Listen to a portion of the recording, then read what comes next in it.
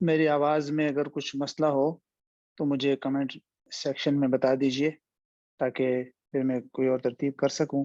अगर आवाज़ क्लियर है तो लिख लीजिए कि क्लियर है, वरना तो फिर इसको ठीक करने की कोशिश करते हैं।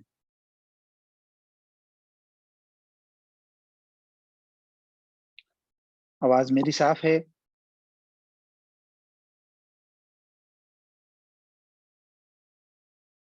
मेरी आवाज़ आ रही है? कमेंट में कोई बताए मुझे, आवाज़ आ रही है या नहीं आ रही? अच्छा, ठीक है, ठीक है, ठीक, सही है, बस ठीक।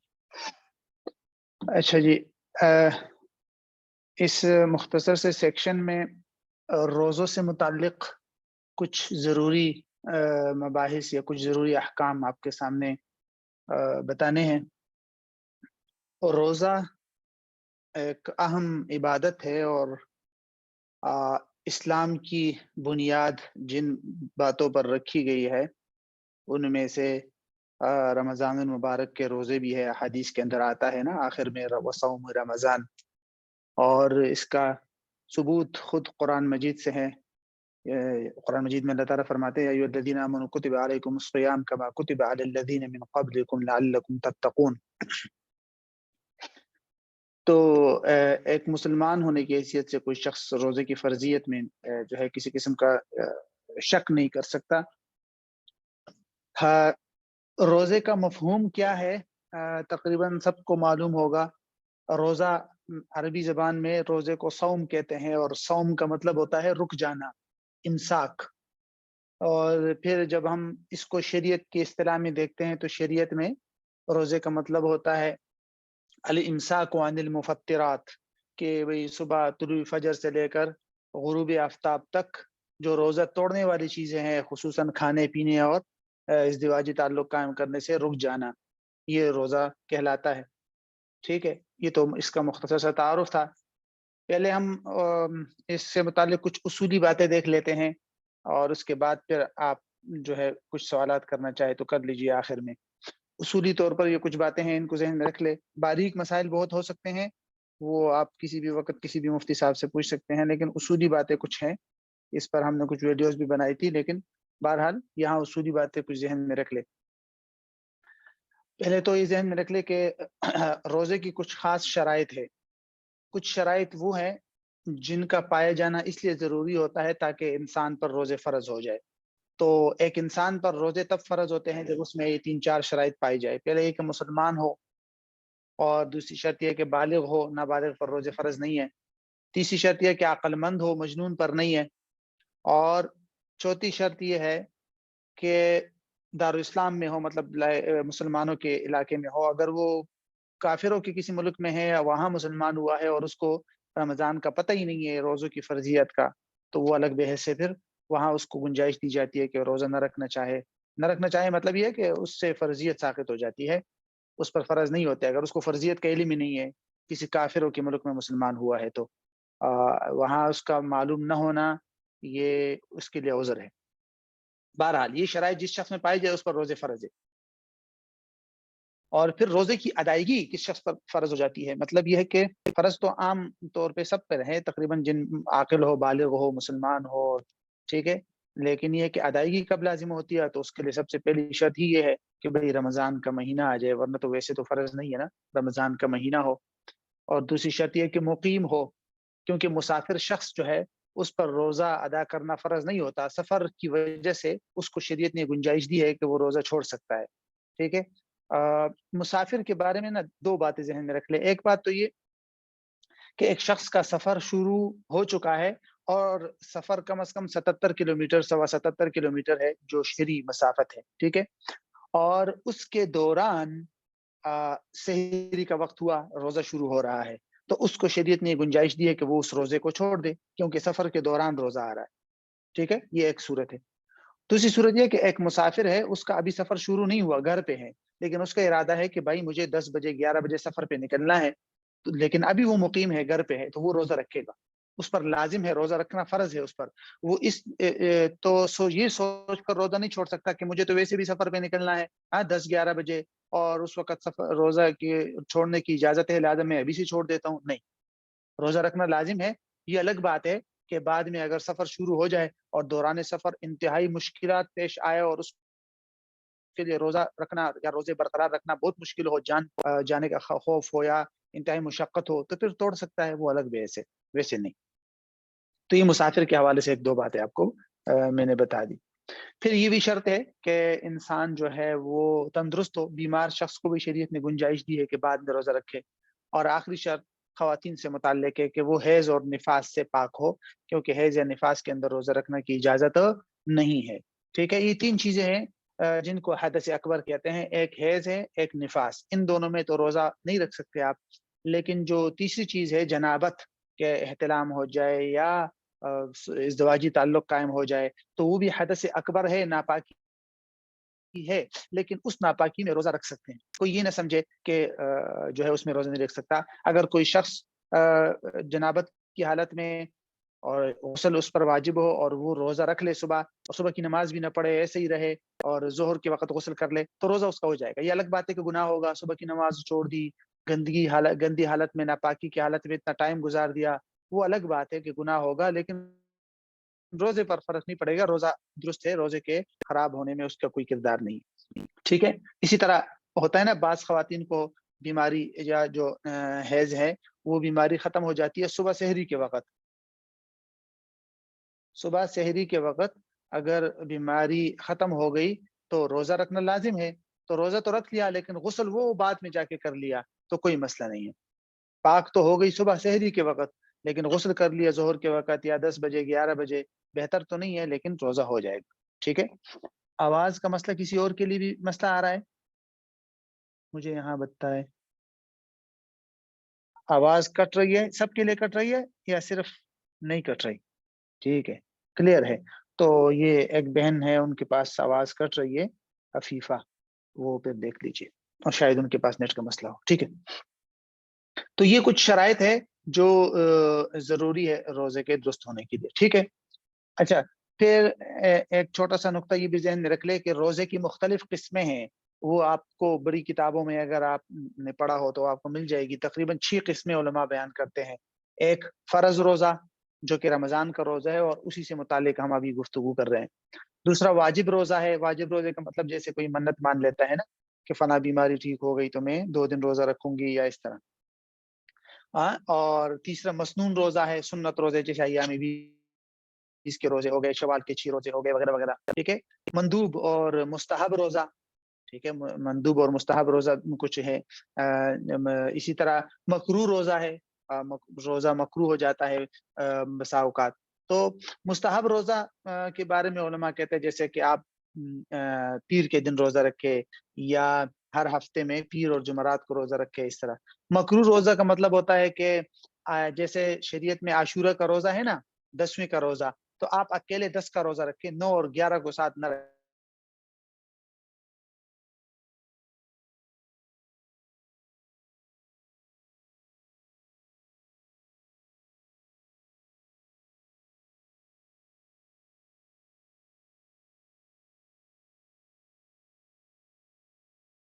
روزے رکھنا حرام ہے اور گناہ ہے۔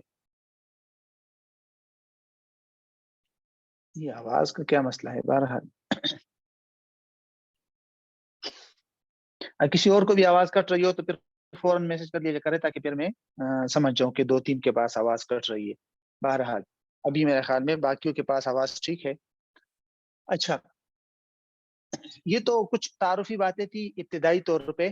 اب ایک اور بات آپ ذہن میں رکھ لیں کہ روزے کو توڑنے والی چیزیں کیا ہے، اس حوالے سے آپ اصولی باتیں ذہن میں رکھ لیں، اگر اس کو اپنے پاس نوٹ بھی کر لے تو اور بھی زیادہ اچھا ہے۔ یہ کچھ اصولی بات ہے، ٹھیک ہے، کچھ اصولی باتیں ہیں، ان کو اپنے پاس نوٹ کر لے۔ میں دیکھتا ہوں کہ کیا مسئلہ ہے۔ بہرحال کچھ اصولی باتیں ہیں، ان کو اپنے پاس نوٹ کر لیجئے تاکہ آپ کا یہ روزے کو توڑنے والی چیزوں سے متعلق پہلے ایک چھوٹی سی بات تو یہ ذہن میں رکھ لیجئے کہ انسان پر جو احوال پیش آتے ہیں نا، مختلف حالات جو انسان پر پیش آ سکتی ہیں، وہ 8 قسم کی ہیں۔ مختصراً میں صرف اشارہ کر دیتا ہوں، ٹھیک ہے۔ انسان پر رمضان کی حالت میں یا روزے کی حالت میں جو حالات پیش آتے ہیں وہ 7-8 قسم کے ہیں۔ ان میں سے پہلی قسم ہے بھول، جس کو نسیان کہتے ہیں. بھول گئے آپ کو پتہ نہیں ہے میرا روزہ ہے اور کھا لیا, پتہ ہی نہیں ہے اور کوئی پانی پی لیا, اس سے روزہ نہیں ٹوٹتا, باقاعدہ واضح حدیث میں آیا ہے. ٹھیک ہے, اس سے روزہ نہیں ٹوٹتا. تو یہ پہلی صورت ہے, اس کو کہتے ہیں نسیان. دوسری چیز ہے غلبہ. غلبہ کا مطلب ہوتا ہے غیر اختیاری طور پر آپ کے حلق میں کوئی چیز داخل ہو گئی. مثال کے طور پر آپ راستے پہ جا رہے ہیں اور گرد و غبار اٹھا, دھواں اٹھا اور آپ کے حلق کے نیچے سے اندر چلا گیا. ٹھیک ہے, یا خواب میں انسان سو رہا ہو, احتلام ہو جائے وغیرہ وغیرہ. تو غلبہ غیر اختیاری طور پر. ٹھیک ہے, یہ غیر اختیاری طور پر چیز الگ ہے, تو اس سے بھی روزہ نہیں ٹوٹتا. کبھی کبھی ایسا بھی ہوتا ہے کسی کو جمائی لیتے ہوئے حلق میں مکھی چلی جاتی ہے, تو اس سے بھی روزہ نہیں ٹوٹے گا. انسان کے اپنے اختیار میں ہی نہیں ہے نا. تو دو چیزیں ہوگی, ایک نسیان, دوسرا غلبہ. تیسری چیز ہے اکراہ.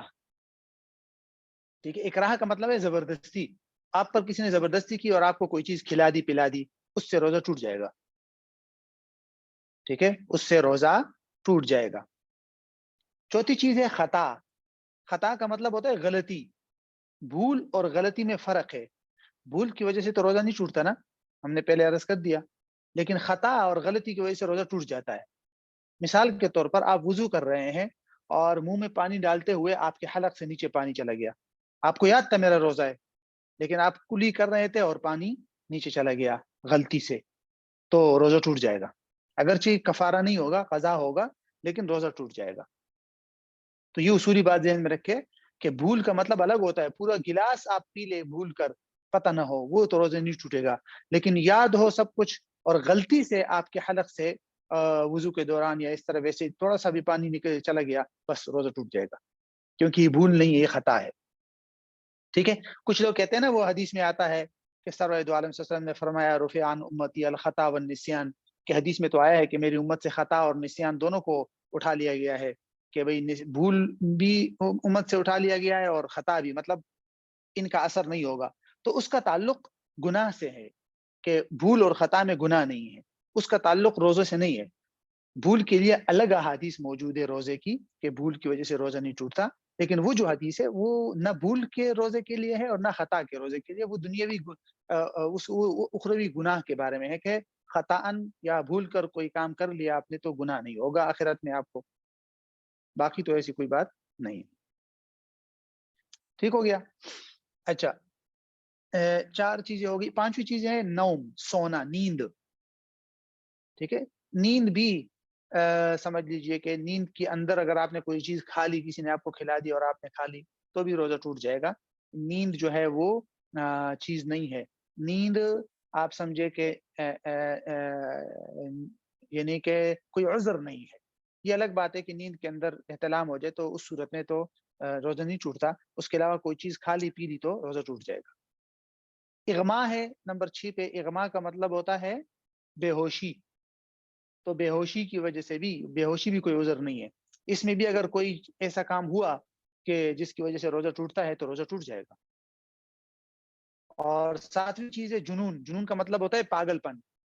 تو اس سے بھی اگر پاگل پن ایک انسان اللہ نہ کرے صبح روزہ رکھا اور ظہر کو پاگل ہو گیا اور کوئی ایسا کام کر لیا جس سے روزہ ٹوٹتا ہے, تو روزہ ٹوٹ جائے گا. اور آخری چیز ہے جہل. جہل کا مطلب ہوتا ہے لا علمی, کہ بھئی مجھے علم نہیں تھا اس چیز سے روزہ ٹوٹتا ہے. میں تو سمجھ رہا تھا کہ بھئی صرف کھجور سے روزہ ٹوٹتا ہے, اور یہ تو میں نے پانی پی لیا. تو بہرحال جہل یہ ویسے عذر نہیں ہے.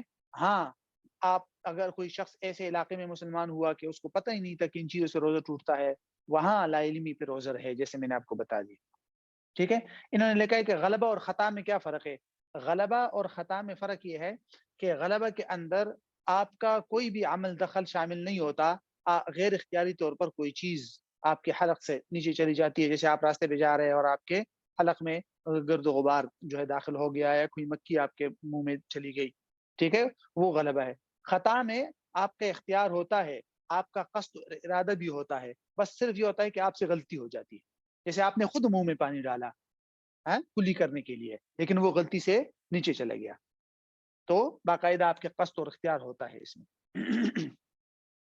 یہ کچھ چیزیں ہیں جو عمومی طور پر آپ کو بتانا ضروری تھی. دوسری بات یہ بھی ذہن میں رکھ لیں, ایک اور چیز کچھ یہ علمی سی باتیں ہیں، لیکن یہ ہے کہ آپ میں سے اکثر شاید طالبات بھی ہے تو سمجھ آئے گی، باقی انشاءاللہ اتنی مشکل بھی نہیں ہے۔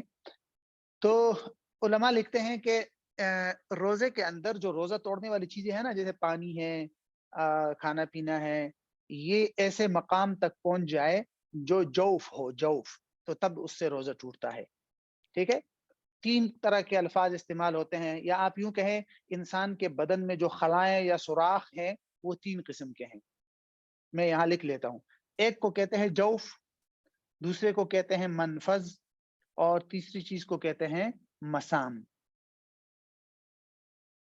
ٹھیک ہے۔ جوف کا مطلب ہوتا ہے انسانی جسم کے اندر موجود خلائیں۔ 4 ایسی خلائیں ہیں انسان کے جسم کے اندر جہاں کوئی بھی باہر سے کوئی چیز جائے گی، پانی یا کھانا پینا، اور وہاں تک پہنچ گئی تو بس روزہ ٹوٹ جائے گا۔ معدہ ہے، جوف کے اندر پہلے نمبر پہ معدہ آتا ہے، دوسرے نمبر پہ حلق آتا ہے، تیسرے نمبر پر آنتیں ہیں، اور چوتھے نمبر پر دماغ ہے۔ یہاں کوئی بھی دوائی، کوئی دوا، کوئی میڈیسن، کوئی کھانا، کوئی پینا، کوئی پانی، کوئی بھی چیز پہنچ گئی ان مقامات تک تو روزہ ٹوٹ جائے گا۔ دوسری چیز جو ہے وہ ہے منفذ۔ منفذ کا مطلب ہوتا ہے سوراخ، کسی چیز کے گزرنے کا راستہ۔ انسان کے بدن میں جو منافذ ہے یا منفذ ہے یا جو سوراخیں ہیں وہ 2 طرح کی ہیں۔ ایک قدرتی ہے جو اللہ تعالیٰ نے بنائی ہے، منہ کا سوراخ ہے، ناک کا سوراخ ہے، کان کا سوراخ ہے، ٹھیک ہے۔ اسی طرح جو شرمگاہوں کے ہیں، ان کو کہتے ہیں قدرتی منافذ یا قدرتی منفذ۔ دوسرے نمبر پر دوسری قسم ہے منفذ کی، یا انسان کے بدن میں جو ہے ان کو کہتے ہیں غیر قدرتی، آپ کہہ سکتے ہیں۔ جیسے کوئی زخم لگ گیا پیٹ پر، یا کسی جگہ پہ اور سوراخ ہو گیا تو اس کو کہتے ہیں غیر قدرتی۔ اب اس سلسلے میں انسان کے بدن کے اندر کس راستے سے چیز جائے تو روزہ ٹوٹے گا؟ کون سا ایسا راستہ ہے جس سے چیز جائے تو روزہ ٹوٹ جائے گا؟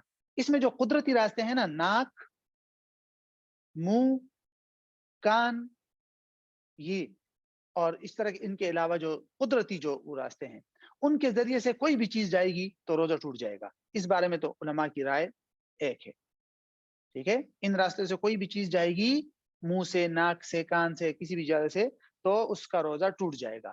لیکن جو غیر قدرتی راستے ہیں، جیسے زخم لگ گیا آپ کے معدے کے پاس پیٹ پر اور وہاں دوائی لگا دی اور وہاں سے اندر دوا چلی گئی معدے تک، تو پھر امام ابو حنیفہ رحمۃ اللہ علیہ فرماتے ہیں کہ اس سے بھی روزہ ٹوٹ جائے گا، احتیاط اسی میں ہے۔ ایک چھوٹی سی بات یہاں صرف ذہن میں رکھ لیں، وہ یہ کہ کان کے حوالے سے، باقی تو ناک میں آپ نے قطرے ڈال دیے تو بھی روزہ ٹوٹ جائے گا، منہ سے کوئی چیز چلی گئی تو بھی روزہ ٹوٹ جائے گا، ٹھیک ہے۔ آنکھیں اس میں شامل نہیں ہے، ٹھیک ہے۔ آنکھوں کے جو وہ ہے نا، اس کو مسام میں علماء شامل کرتے ہیں نمبر 3 میں، وہ منافذ یا راستے نہیں ہیں۔ تو آنکھوں میں کوئی چیز ڈالیں گے آپ تو اس سے روزہ نہیں ٹوٹے گا۔ کان کے حوالے سے آپ نے یہ بات ذہن میں رکھنی ہے کہ قدیم جو ہماری کتابیں ہیں ان میں یہ لکھا ہوا ہے کہ کان میں اگر آپ نے کوئی پانی ڈالا یا آپ نے کان کے اندر دوا ڈال دی، قطرے ڈال دیے تو روزہ ٹوٹ جائے گا۔ اور وہ وجہ یہ بیان کرتے تھے کہ بھئی کان کا باقاعدہ راستہ موجود ہے معدے تک یا دماغ تک، تو اس لیے روزہ ٹوٹ جائے گا۔ لیکن جو جدید تحقیق ہے علماء کی، ڈاکٹروں کی، وہ کہتے ہیں کہ نہیں، کوئی راستہ موجود نہیں ہے۔ اگر کسی کے کان کا پردہ پھٹا ہوا ہو تو پھر تو بات الگ ہے، اس کے وہ اگر کان میں دوا وغیرہ ڈالے گا اس سے روزہ ٹوٹے گا، کیونکہ پردہ اگر کان کا پھٹا ہو تو پھر راستہ ہے جوف تک۔ لیکن اگر کان کا راستہ پھٹا ہوا نہیں ہے، جیسے عام طور پہ عام انسانوں کے کان ہوتے ہیں، تو اس سے روزہ نہیں ٹوٹے گا۔ اس میں آپ پانی ڈالے یا اس میں قطرے ڈال دے، دوا وغیرہ کے، یا کوئی چیز چلی جائے تو اس سے روزہ نہیں ٹوٹے گا۔ تو عام حکم یہی ہے کہ کان میں کوئی چیز ڈالنے سے روزہ نہیں ٹوٹتا، آنکھوں میں بھی دوا وغیرہ ڈالنے سے روزہ نہیں ٹوٹتا، منہ اور ناک سے روزہ ٹوٹ جائے گا، ٹھیک ہے۔ شرمگاہوں کے راستے سے بھی اگر کوئی چیز ہوتا ہے، بسا اوقات خواتین کے لیے کوئی ٹیسٹ وغیرہ کرنا ہوتا ہے، کوئی آلہ وغیرہ داخل کرنا ہوتا ہے جس پر کوئی دوا اگر لگائی گئی ہے، یا کوئی پانی ہے اس کے اوپر کوئی دوا ہے اور وہ اندر داخل کر دی کسی ٹیسٹ وغیرہ کے لیے، تو اس سے بھی روزہ ٹوٹ جائے گا، یہ بھی ذہن میں رکھیں، ٹھیک ہے۔ اور جو تیسری چیز ہے نا، مسام، مسام کا مطلب ہوتا ہے انسان کے جسم میں اللہ تعالیٰ نے جو باریک باریک سوراخیں دی ہے مختلف اثرات بدن تک پہنچانے کے لیے، جو گزشتہ جو ہم نے آپ کو بتایا ان کے علاوہ ہے۔ جیسے انسان کے بدن پر جو بال لگے ہوتے ہیں نا، بال کے نیچے سوراخ ہوتے ہیں کہ نہیں؟ اسی طرح جو آنکھیں ہیں ان کے بھی علماء نے یہ لکھا ہے کہ یہ بھی مسامات میں سے ہیں. تو اگر آپ کوئی بالوں میں تیل لگائے رمضان کے اندر تو کوئی مسئلہ نہیں. بالوں میں تیل لگانے سے روزہ نہیں ٹوٹے گا. اسی طرح کوئی غسل کرتا ہے اور اس کے بدن کے اندر ٹھنڈک پہنچتی ہے تو وہ بھی مسامات کے ذریعے ٹھنڈک پہنچتی ہے, اس سے بھی روزہ نہیں ٹوٹے گا. تو روزے میں غسل کرنے سے کچھ فرق نہیں پڑتا, تیل لگانے سے کچھ فرق نہیں پڑتا. ٹھیک ہے, خوشبو وغیرہ لگانے کی بات الگ ہے. خوشبو کے حوالے سے علماء نے یہ لکھے کہ اس سے روزہ نہیں ٹوٹتا. البتہ اگر کوئی جوہر ہے اس کا, کوئی چیز آپ نے اپنے اندر لے لی تو پھر اس کا روزہ ٹوٹ جائے گا. بخارات وغیرہ ہے, جیسے آپ نے گرم پانی میں آئوڈیکس ڈال دیا اور کوئی بام وغیرہ اور اس کا بھاپ لے لیا تو وہ اندر چلا جائے تو اس سے روزہ ٹوٹ جائے گا. بہرحال تو یہ وہ چیزیں ہیں جو میں نے آپ کو بتایا کہ وہ راستے کون سے ہیں جس سے روزہ ٹوٹتا ہے. اچھا, اور یہ بات بھی ذہن رکھے, انسان کے جسم کے اندر کوئی بھی چیز جائے تو اس سے روزہ ٹوٹتا ہے. ضروری نہیں ہے کہ وہ کھانے پینے کی چیز ہو, کھانے پینے کی چیز نہ ہو, کوئی اور چیز ہو. تو جو بھی چیز انسان کے بدن میں جائے گی اور جوف تک پہنچے گی وہ مقامات تک تو روزہ ٹوٹ جائے گا. یہ ذہن میں رکھیے. کوئی دوا ہے, کوئی کھانے پینے کی چیز ہے, کوئی بھی چیز ہے. یہ الگ بات ہے کہ اس سے کفارہ اور قضا میں پھر تھوڑا سا فرق آتا ہے کہ جو چیز یعنی کفارہ تب لازم ہوتا ہے. کفارہ کی کچھ شرائط ہے وہ میں آپ کو بعد میں بتاتا ہوں. ٹھیک ہے, دیکھیں روزہ جب انسان کا ٹوٹتا ہے نا رمضان میں تو کبھی کبھی تو صرف قضا لازم ہوتی ہے ایک, اور کبھی ایسا ہوتا ہے کہ قضا کے ساتھ ساتھ 60 روزے کفارہ بھی لازم ہوتے ہیں. تو وہ جو 60 روزے کفارہ کے ہیں اس کے لیے کچھ شرائط ہے, وہ ہر صورت میں لازم نہیں ہوتے. وہ ایک خاص صورت ہے, اس کی کچھ شرائط ہے, وہ پائی جائے گی تو تب آپ پر قضا کے ساتھ ساتھ 60 روزے کفارہ کے بھی لازم ہو جائیں گے, ورنہ تو نہیں. ٹھیک ہے, وہ دیکھتے ہیں, میں جلدی ذرا وہاں تک پہنچ جاؤں پھر میں آپ کو بتاتا ہوں. بہرحال اس کے علاوہ ایک اصول یہ بھی ہے کہ الافطار مما دخل لا مما خرج. انسان کے بدن سے جو بھی چیز نکلنے والی چیزوں سے روزہ نہیں ٹوٹتا. اندر کوئی چیز داخل کریں گے تو روزہ ٹوٹے گا. شوگر ٹیسٹ کرنے کے لیے آپ خون دے سکتے ہیں, اس سے روزہ نہیں ٹوٹتا. یعنی آپ اپنے بدن سے کوئی بھی چیز نکالے اس سے روزہ نہیں ٹوٹتا. خون نکالے, کچھ بھی چیز نکالے, اس سے روزہ نہیں ٹوٹتا. ٹھیک ہے, اور ایک چھوٹا سا ضابطہ اور بھی ذہن میں رکھے کہ ہر وہ چیز جس سے روزہ تو نہیں ٹوٹتا لیکن روزہ ٹوٹنے کا سبب بن سکتی ہے وہ مکروہ ہے, اس کی وجہ سے روزہ مکروہ ہو جاتا ہے. مثال کے طور پر ایک عورت کھانا پکا رہی ہے اور وہ چکھنے کے لیے زبان پہ کچھ رکھ لیتی ہے چکھنے کے لیے, تو اس کو علماء نے لکھا کہ یہ مکروہ ہے. ویسے کر سکتی ہے اگر کوئی شدید مزاج ہو کوئی گھر میں شوہر صاحب تو وہ الگ بات ہے, لیکن عام طور پہ نہیں کرنا چاہیے کیونکہ یہ روزہ توڑنے کا سبب بن سکتا ہے, ثنا حلق کے اندر چلے جائے, تو اس لیے اس سے بچنا چاہیے. ٹھیک ہے, ٹوتھ پیسٹ ہو گیا, اس سے روزہ مکروہ ہوتا ہے. کیوں؟ کیونکہ ٹوتھ پیسٹ اگر حلق سے نیچے چلے گئے تو پھر تو بڑا مسئلہ ہو جائے گا نا, اس لیے. اچھا, اب ذرا یہ ایک بڑا اہم سوال ہوتا ہے کہ انسان پر کب کفارہ لازم ہوتا ہے. کفارہ آپ جانتے ہیں نا, کفارے کا مطلب ہوتا ہے 60 روزے مسلسل رکھنا. اس کی مختلف صورتیں ہوتی ہے, مختلف اسباب ہوتے ہیں کفارہ کے. زہار میں ہوتا ہے, کوئی بچہ کسی عورت کے نیچے آ کے مر جائے اس میں ہوتا ہے, مسلسل 60 روزے رکھنے ہوتے ہیں. اور رمضان کا روزہ کوئی جان بوجھ کر توڑ دے تو اس میں بھی ہوتا ہے, لیکن اس کے لیے کچھ شرائط ہے. یہ شرائط آپ ذہن میں رکھ لے, یہ بہت ضروری ہے.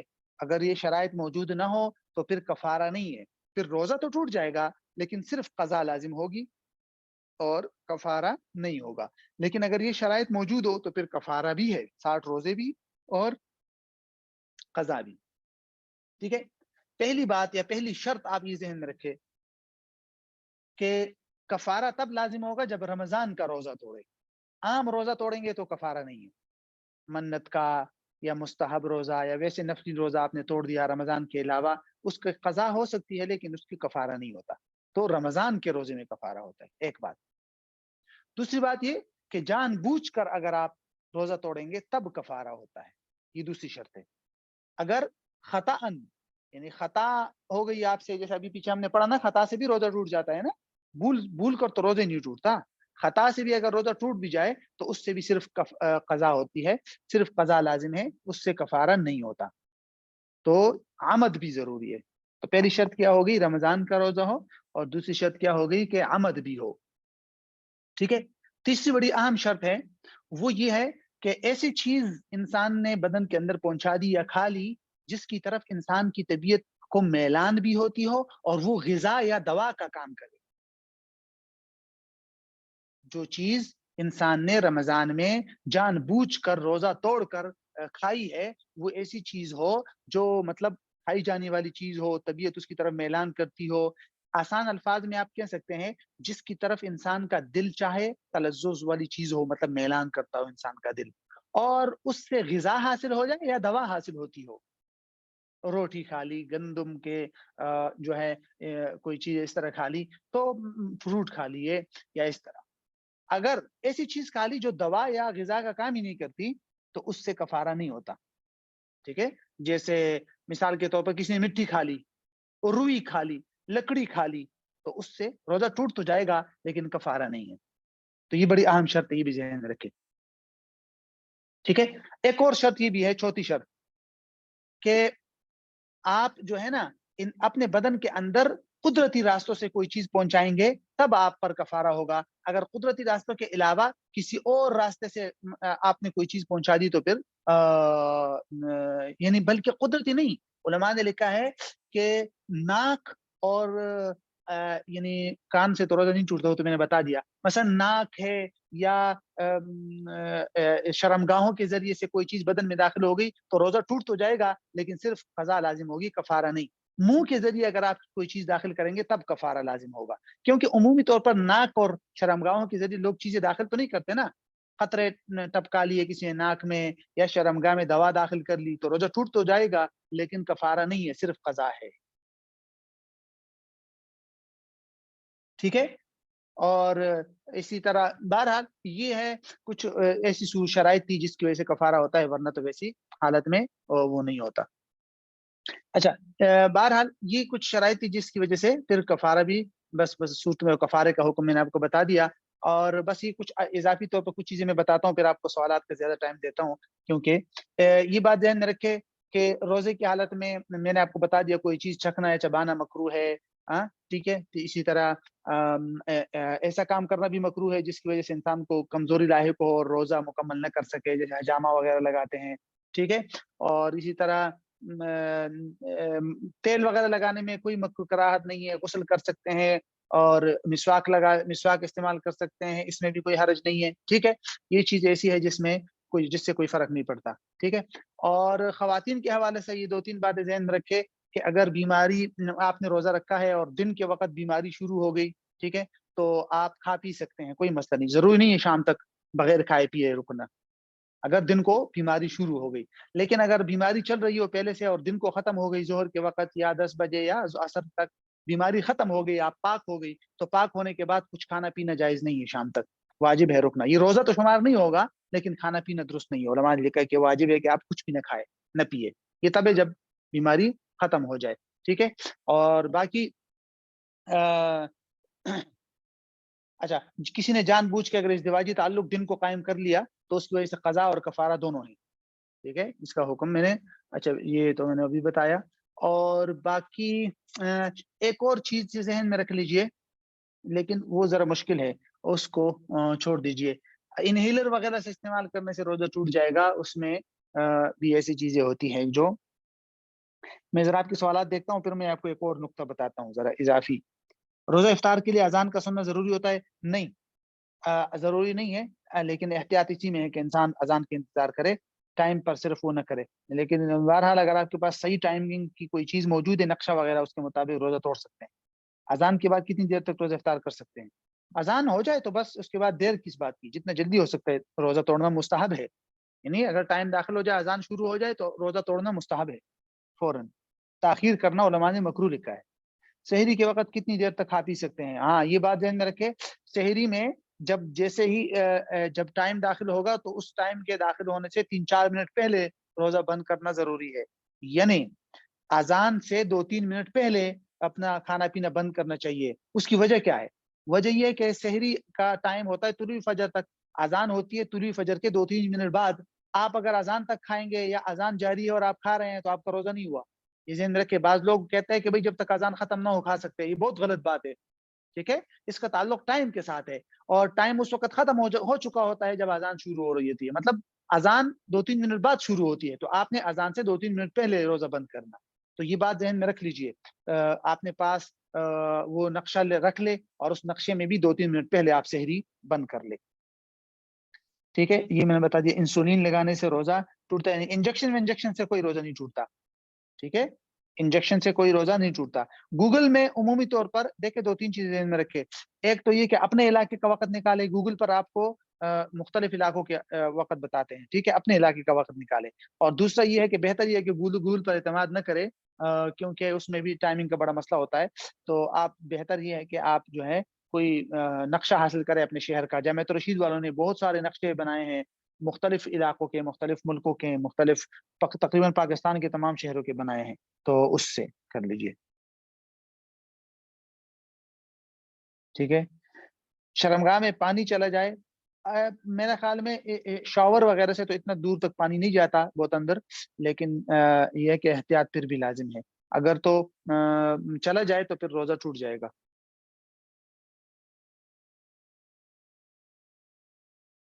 تو دیکھیں اتنا وہم نہ کرے. اگر آپ وضو کے دوران پانی منہ میں ڈال دیا اور پانی اتار دیا, پھینک دیا باہر, تو اب جو تھوڑا بہت رہ گیا یا جو ٹھنڈک رہ گئی منہ میں اور حلق کے اندر چلی گئی, وہ تھوک کا حصہ ہے, وہ آپ کے اپنے منہ کا حصہ ہے. اس کو آپ اس پانی پر یا خارج پر وہ نہ کرے کہ یہ باہر سے آیا ہے.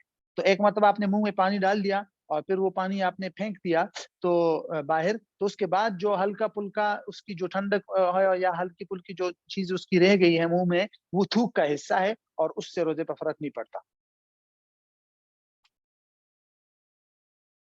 ٹھیک ہے, یہ کچھ لوگ اس طرح بھی مثال پوچھتے ہیں کہ بھئی اگر کسی نے ایک سے زیادہ روزے جان بوجھ کر توڑے ہیں رمضان کے, ٹھیک ہے, تو کیا اس کی طرف سب کی طرف سے ایک ہی کفارہ کافی ہے یا ہر روزے کا الگ الگ کفارہ ہوگا؟ مثال کے طور پر ایک آدمی نے یکم رمضان کا روزہ توڑ دیا جان بوجھ کے, ایک کفارہ بھی لازم ہو گیا اور قضا بھی. پھر 10 رمضان کا روزہ توڑ دیا, پھر 20 کا توڑ دیا, 3 یہ ہو گئے. پھر اگلا رمضان آیا, ابھی تک اس نے کفارہ نہیں دیا, اور اگلا رمضان آیا اور پھر جو ہے 2-3 روزے جان بوجھ کے توڑ دیا کھانے پینے سے یا جماع وغیرہ سے. تو کیا ان سب رمضان قضا تو کرے گا تمام روزوں کی, لیکن کفارہ کیا ہر روزے کا الگ الگ کفارہ ہے 60 یا یہ کہ تمام روزوں کی طرف سے ایک کفارہ ہوگا؟ ایک چھوٹا سا سوال ہے. ٹھیک ہے, یہ چھوٹی سی بات ذہن میں رکھ لے. اصول یہ ہے کہ اگر روزے آپ نے توڑے ہیں کھانے پینے سے, تو پھر تو کھانے پینے سے یا اس طرح کی چیزوں سے روزہ توڑا ہے تو پھر تمام روزوں کی طرف سے ایک کفارہ کافی. ہر روزے کا الگ کفارہ دینا ضروری نہیں ہے. ہر روزے کی الگ قضا تو آپ نے کرنی ہے, وہ تو کرنی ہے, لیکن کفارہ تمام روزوں کی طرف سے ایک کافی ہے. اس کی مثال, مثلا اس رمضان میں آپ نے 2 یا 3 روزے جان بوجھ کر کھانے پینے سے توڑ دیے, اور پھر اگلا رمضان آیا, اس میں بھی آپ نے 2-3 روزے جان بوجھ کر کھانے پینے سے توڑ دیے. تو 2 روزے اس رمضان کے, 2 روزے اگلے رمضان کے, 4 روزے ہو گئے. اب 4 تو آپ نے قضا روزے رکھنے ہیں, لیکن ان سب کی طرف سے ایک کفارہ کافی, ان سب کی طرف سے ایک کفارہ کافی ہے. ٹھیک ہے, اگرچہ 4 روزے ہیں الگ الگ رمضانوں کے ہیں, لیکن سب کی طرف سے ایک کفارہ کافی. اگر جماع سے روزہ توڑا ہو, صحبت سے, ازدواجی تعلق قائم کرنے کی وجہ سے روزہ توڑا ہے, تو پھر اس بارے میں اصول یہ ہے کہ اگر ایک ہی رمضان کے اندر 2-3 روزے صحبت کی وجہ سے توڑے ہیں, ازدواجی تعلق کی وجہ سے, تو ایک کفارہ کافی ہے. لیکن اگر 2 یا 3 رمضانوں کے ہوں تو ہر رمضان کے روزوں کا الگ کفارہ ہوگا. مثلا اس رمضان کے اندر 2-3 روزے ازدواجی تعلق سے قائم کر دیا یا ایک روزہ, پھر الگ رمضان میں کسی اور رمضان میں ایک روزہ ازدواجی تعلق کی وجہ سے توڑ دیا, تو ہر رمضان والے روزوں کی طرف سے الگ الگ کفارہ ہوگا. امید ہے یہ سمجھ آ گیا ہوگا. یہ کیا سوال ہے اتنے چھوٹے چھوٹے؟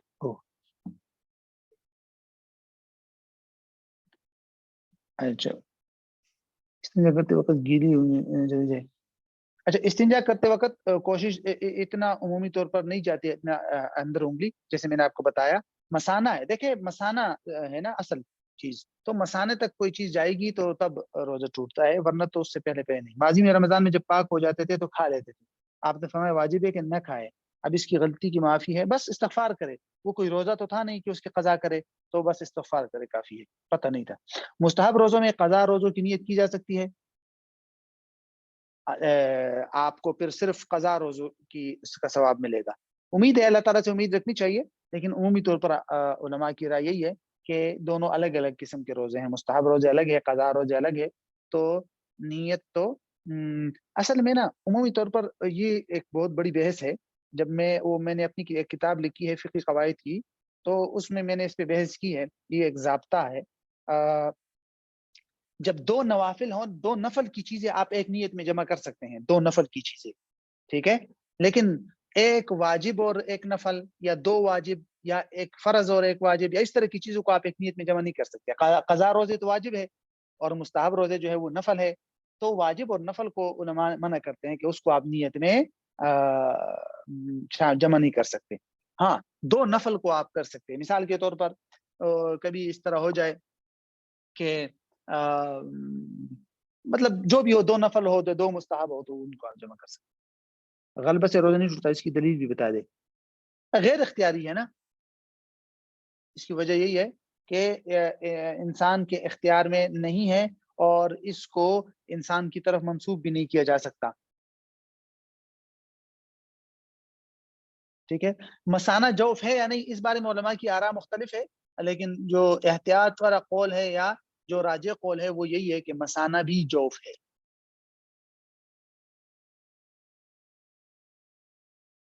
ٹھیک ہے. امام ابو یوسف رحمۃ اللہ علیہ اور یہ حضرات فرماتے ہیں نا کہ بھئی مثانے تک کوئی چیز پہنچے گی. امام ابو یوسف رحمۃ اللہ علیہ کی رائے ہے مثانہ بھی ان کے ہاں شامل ہے، تو ان کے ہاں وہ ہے. ٹھیک ہے. دو روزوں کا ایک کفارہ، یہ اگر آپ کو دلیلیں چاہیے نا تو پھر اس کے لیے ایک الگ وہ رکھ لیتے ہیں. یہاں میں آپ کو صرف مسائل بتا رہا ہوں. دلیلیں جو ہے نا اس کے لیے یا تو پھر بڑی کتابیں پڑھ لے. اس اب دلیلوں میں پڑھ گیا تو پھر اتنا ٹائم نہیں ہے. ٹھیک ہے. اور ہر دلیل آپ کے سمجھ میں آنا بھی ضروری نہیں ہے. کچھ چیز دلیل ایسی ہوتی ہے جو بہت بڑی باریک ہوتی ہے. ضروری تو نہیں ہے کہ ہر مسئلے کی دلیل قرآن کی ایک واضح آیت ہوگی یا حدیث کا جو ہے ایک حدیث واضح حدیث ہوگی. ایسا تو نہیں ہے نا. فقہا اپنے اجتہاد اور اپنی رائے کی بنیاد پر بھی بہت ساری چیزیں بتاتے ہیں. تو اب ہر باریک باریک دلیل اگر میں سمجھانے لگ گیا تو میرا نہیں خیال کہ یہ کچھ بھی ٹائم بچ جائے گا. تو اس کی طرف میرا خاص جانے کی ضرورت نہیں.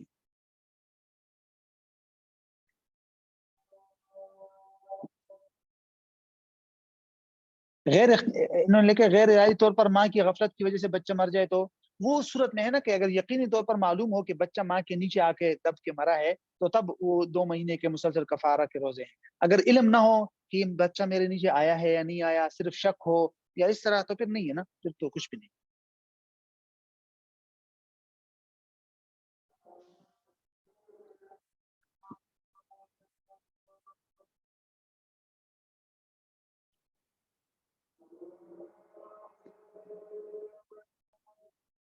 یہ کچھ ضروری جو باتیں تھی میرے ذہن میں آ رہی تھی وہ میں نے آپ کو پہلے بتا دی. کچھ سوالات آپ کو بتا دیے.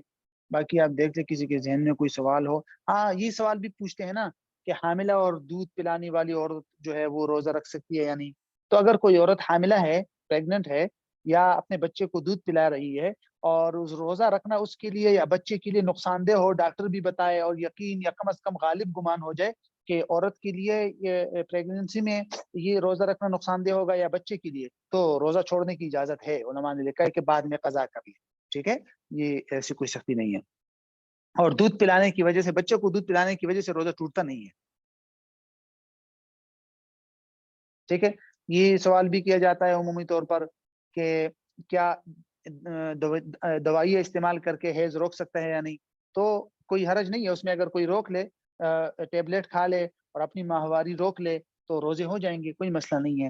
یہ الگ بات ہے کہ یہ مطلب بعد میں اس کی وجہ سے ماہواری میں بڑا گڑبڑ پیدا ہوتی ہے، بڑے مسائل پیدا ہو سکتے ہیں. وہ ایک قسم کی مطلب مضر ہو سکتی ہے. لیکن اس کا شریعت کے ساتھ کوئی تعلق نہیں ہے کہ مطلب یہ کہ روزہ تو ہو جائے گا، کیونکہ روزے کا حکم تو یہ ہے نا کہ ماہواری ہے تو روزہ نہیں ہوگا، ماہواری نہیں ہے تو روزہ ہو جائے گا. اب نہیں ہے، کس وجہ سے نہیں ہے؟ ٹیبلٹ کی وجہ سے نہیں ہے، خود اللہ نہیں لائی یا ویسے ہی نہیں آئی، تو وہ الگ چیز ہے. اس سے فرق نہیں پڑتا. نہیں، پیٹ کے اندر بچہ مر جائے تو اس کا کفارہ نہیں ہے. اس کا کوئی کفارہ نہیں. پیٹ کے اندر بچہ مر جائے تو اس کا کفارہ نہیں ہے.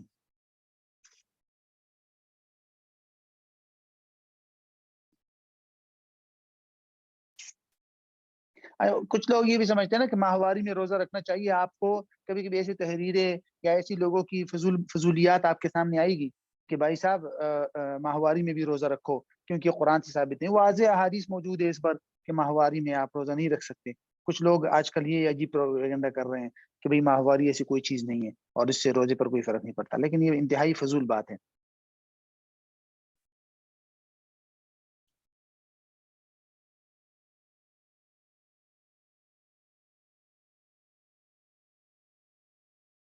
فدیہ وغیرہ کے مسائل میرے خیال میں وہ کسی اور سیشن میں آپ کو بتائیں گے, لیکن بہرحال ایک روزے کا فدیہ جو ہے, فدیہ انسان جب تک زندہ ہے اور روزہ رکھنے کی طاقت ہے تو فدیہ نہیں دے سکتا. ٹھیک ہے, روزے ہی رکھنے ہوں گے قضا. آپ سے 10 روزے قضا ہوئے ہیں تو آپ فدیہ نہیں دے سکتے. ہاں یہ الگ بات ہے کہ ایسا کمزور ایسا آدمی جو ایسا بیمار ہو کہ اس کے ٹھیک ہونے کا امکان ہی نہ ہو اور وہ مر جائے, اس طرح اس پر روزے قضا ہو جائے, تو ایک روزے کا فدیہ ایک صدقہ فطر کے برابر ہے. ٹھیک ہے, روزے میں ٹوتھ برش کر سکتے ہیں؟ نہیں, میں نے بتایا نا ٹوتھ برش نہ کرے, اس سے روزہ مکروہ تو ہو ہی جاتا ہے, لیکن ٹوٹنے کا بھی بڑا خطرہ ہوتا ہے کہ حلق کے نیچے اگر ہلکا سا بھی ٹوتھ پیسٹ جو ہے ہلکا سا بھی نیچے چلا گیا تو روزہ ٹوٹ جائے گا. تو بہتر یہ ہے کہ آپ سحری کے وقت کر دیا کرے ٹوتھ پیسٹ, باقی دن کو آپ وہ یوز کرے مسواک. ٹھیک ہے, مسواک کر سکتے ہیں. انجیکشن اور ڈراپ سے روزہ نہیں ٹوٹتا, میں نے آپ کو پہلے بھی بتایا تھا. ٹھیک ہے, کہ انجیکشن سے یا ڈراپ وغیرہ لگوانے سے روزہ نہیں ٹوٹتا. کچھ لوگ شوگر ٹیسٹ کرتے ہیں, اس کے خون نکالنے سے روزہ نہیں ٹوٹتا, اور کوئی چپ وغیرہ منہ میں رکھتے ہیں, اگر اس پر کوئی دوائی نہ لگائی گئی ہو تو وہ بھی رکھ سکتے ہیں, کوئی مسئلہ نہیں ہے. اگر بچہ غفلت کی وجہ سے مر جائے, غفلت کا کیا مطلب ہے مجھے یہ بتائے, کفارہ کیا ہوگا؟ مطلب اگر کسی کے نیچے دب کے مرا ہے رات کو, یا اس طرح بچہ آپ کی وجہ سے مرا ہے, تو پھر کفارہ یہی ہوگا کہ 2 مہینے مسلسل روزے رکھنے ہوں گے. بیچ میں اگر ماہواری شروع ہوتی ہے تو اس کا مسئلہ نہیں ہے, لیکن باقی مسلسل 60 روزے رکھنے پڑتے ہیں.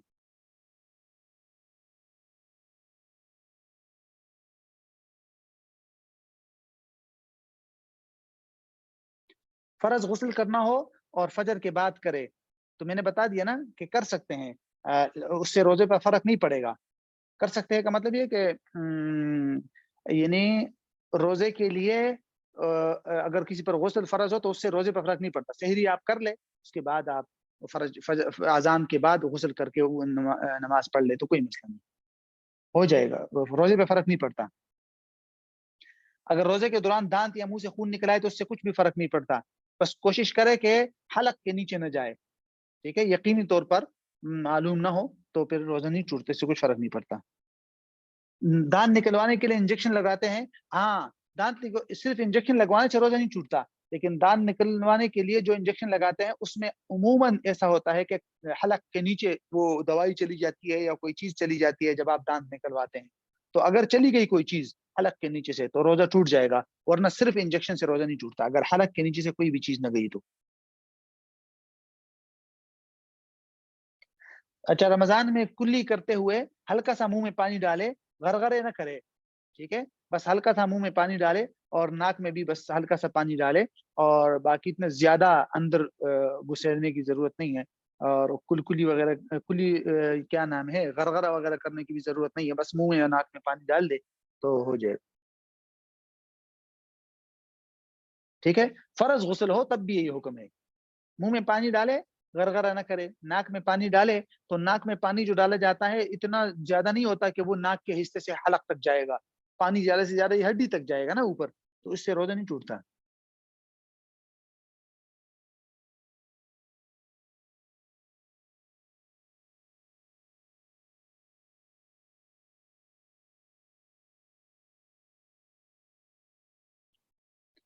اگر کوئی اور سوال ہو تو وہ کر لیجئے, اور پھر جو ضرور چیزیں تھی وہ تو تقریباً میں نے بتا دی.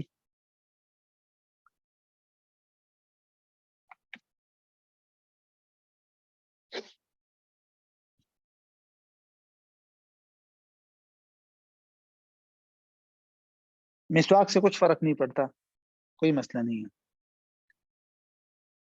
ذائقہ وغیرہ ہو یا مسواک کے کچھ ریشے وغیرہ حلق میں چلے جائے تو اس سے بھی روزہ نہیں چھوٹتا. ایک تو وہ قلیل کے حکم میں ہے، مطلب یہ کہ وہ علماء لکھتے ہیں کہ بہت کم ہے، اور دوسرا وہ جو ہے غیر اختیاری وہ غلبہ والی چیزوں کے حکم میں آتا ہے کہ غیر اختیاری طور پر یہ چیزیں چلی جائے تو کوئی مسئلہ نہیں ہے، لیکن بہرحال مسواک سے روزہ نہیں ٹوٹتا اگرچہ ذائقہ ہو۔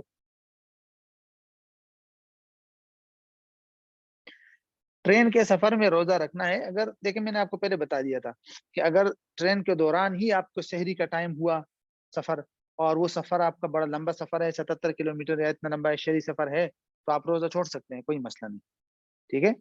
اور اگر پہلے سے رکھا ہوا روزہ ہے، صبح رکھا ہوا ہے، دن کو ٹرین کا سفر شروع ہو گیا، تو پھر آپ نہ توڑے جب تک سخت مشکلات پیش نہ آئے، ورنہ تو نہیں توڑ سکتے۔ روزہ رکھ کر بعد میں پاکی حاصل کر سکتے ہیں، اگر حیض سے پاکی مراد ہے تو اگر مطلب حیض پہلے ہی پاک ہو چکا ہے، سحری کے وقت آپ کی پاکی ہو گئی ہے، مکمل صفائی ہو گئی ہے، صرف غسل رہ گیا ہے، تو پھر تو آپ کا روزہ سٹارٹ ہو سکتا ہے، اس وقت سے روزہ سٹارٹ کرے، اگرچہ غسل بعد میں کرے، ٹھیک ہے۔ لیکن ایسا نہیں ہے کہ آپ کو صبح نماز کے بعد جا کے آپ کا حیض ختم ہوتا ہے اور پھر آپ غسل کرتے ہیں، تو وہ روزہ تو نہیں ہوگا نا۔ تو مطلب یہ کہ حیض سے پاک ہونا یہ سحری کے وقت یا اذان فجر سے پہلے پہلے پاک ہونا ضروری ہے، غسل پہلے ضروری نہیں ہے۔ کفارہ 60 روزے ہیں یا کوئی اور طریقہ، وہ اصل حکم تھا غلام کو آزاد کرنا، غلام آزاد کرنے کا تو آپ کا کوئی راستہ ہی نہیں ہے، تو پھر 60 روزے مسلسل ہے۔ اگر 60 روزے مسلسل رکھنا ناممکن ہو تب جا کے 60 مسکینوں کو کھانا کھلانا ہے، ٹھیک ہے، لیکن اگر ناممکن نہیں ہے تو پھر روزے ہی رکھنے ہیں۔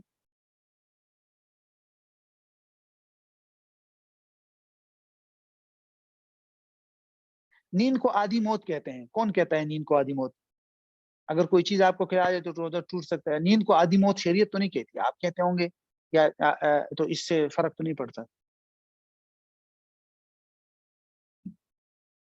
پوری موت تو نہیں ہے نا، آدھی موت ہے، تو پوری موت والا حکم آپ کیسے لگائیں گے؟ بہرحال کسی کو کھانا کھلا سکتے ہیں روزے کے بدلے میں نے آپ کو بتا دیا، وہ فدیہ والا حکم شاید آپ پوچھ رہے ہیں، جب تک انسان زندہ ہے، اختیار میں ہے، تو فدیہ نہیں دے سکتا۔ فرض غسل اگر روزہ رکھ کے پھر کرے تو کلی اور ناک میں کیسے پانی ڈالے، اوپر آپ کو بتا دیا، غرغرہ نہ کرے، باقی پانی ڈال لے منہ ناک میں، کوئی مسئلہ نہیں ہے۔ ہر روزے کے بدلے میں کھانا کھلا دے، نہیں، ایسا نہیں ہو سکتا، روزے کے بدلے روزہ ہی رکھنا ہے۔ ہاں اگر کوئی مر جائے اور اس کے ذمے روزے رہ گئے ہوں تو پھر الگ بات ہے، پھر فدیہ دے سکتے ہیں۔ روزے میں حلق سے خون آتا ہے، کافی دیر کلی کرتے ہیں تو ختم ہوتا ہے، تو اس میں روزے پر اثر تو نہیں پڑے گا۔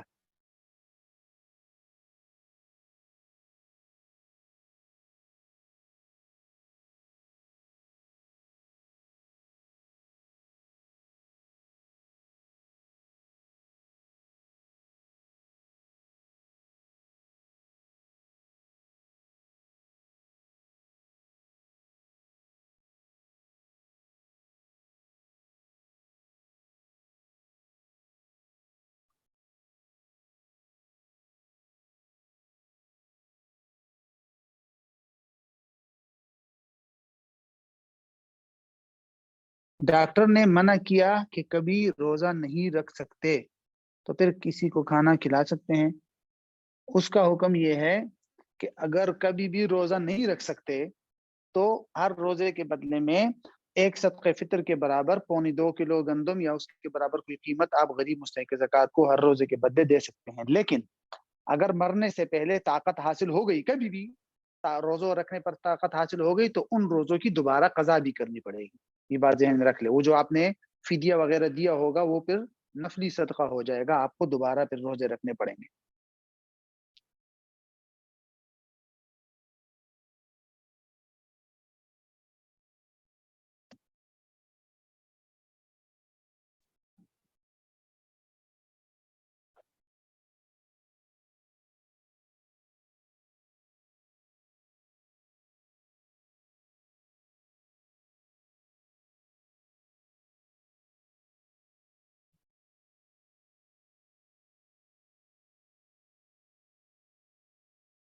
اور کوئی سوال ہو تو کر لے۔ یہ کہ دو بہنوں نے ہاتھ اٹھائے ہیں، کوئی سوال کرنا چاہتا ہے؟ گلیکسی J3 اور مس افشا سوال کرنا چاہتے ہیں تو لکھ لیجئے۔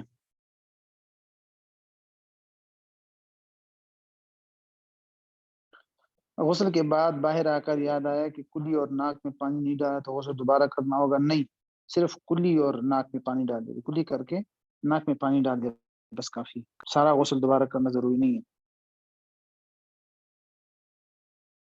اگر کسی کا شوگر لو ہو جائے تو وہ روزہ توڑ سکتا ہے۔ اگر روزہ کمپلیٹ کرنا مشکل ہو رہا ہو اور ناقابل برداشت ہو رہا ہو تو توڑ سکتا ہے۔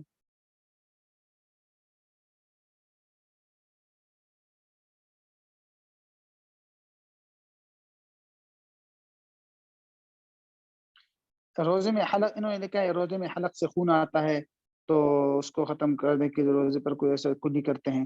وہ میں نے آپ کو بتا دیا نا کہ اگر آپ نے کلی کی، غرغرہ وغیرہ کیا اور حلق کے نیچے سے پانی چلا گیا تو روزہ ٹوٹ جائے گا، ورنہ تو نہیں ٹوٹے۔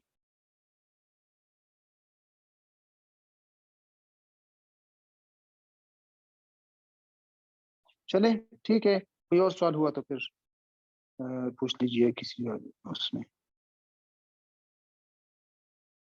جی السلام علیکم ورحمۃ اللہ۔